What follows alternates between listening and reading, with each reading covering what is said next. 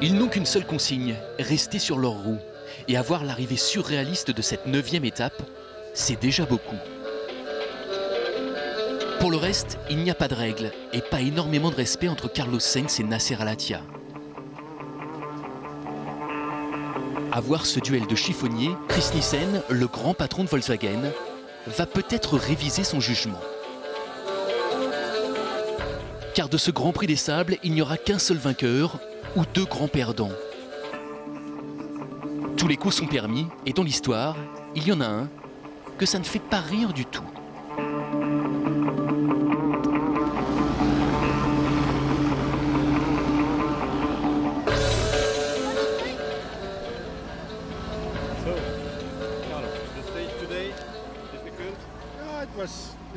Oui, c'était une spéciale difficile, beaucoup de sauts.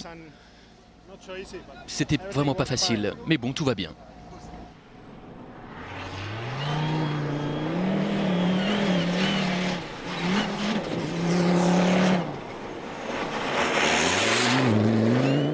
Jusqu'à cette arrivée olé olé, tout allait pour le mieux pour l'Espagnol. Le tenant du titre voulait laver l'affront, effacer ces 5 minutes perdues bêtement hier dans les dunes.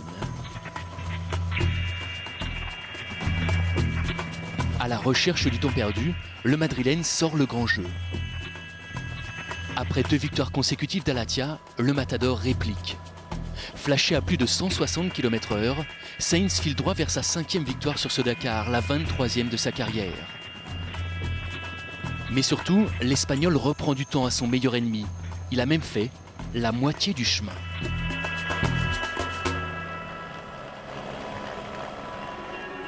C'est l'autre info du jour. Les Volkswagen aussi peuvent crever. Nasser Al-Attiyah se serait bien passé de ce genre de péripéties. Car un changement de roue, c'est 2 minutes minimum de perdu. Et 2 minutes, c'est l'écart qui séparait le Qatari de la victoire l'an dernier. Conséquence, 2e du jour, Al-Attiyah voit revenir Carlos Sainz à 3 minutes au classement général.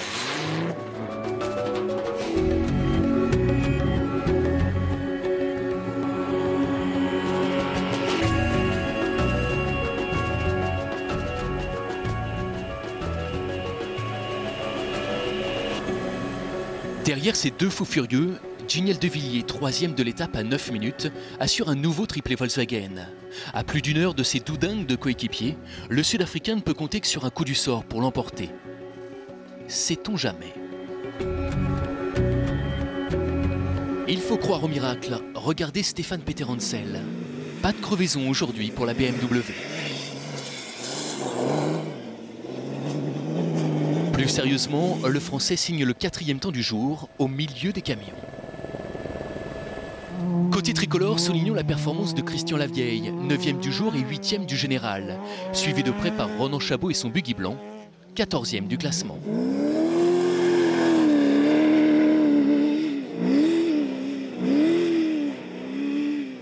Un classement camion dominé par Firbos Kabirov, leader avec 4 minutes d'avance sur son coéquipier Vladimir Tchagin. Aujourd'hui, camion et auto partaient ensemble. Le Kamaz signe le 10e temps absolu. Il occuperait même la 7e place du classement général auto. Les poids lourds ont parfois le pied lourd.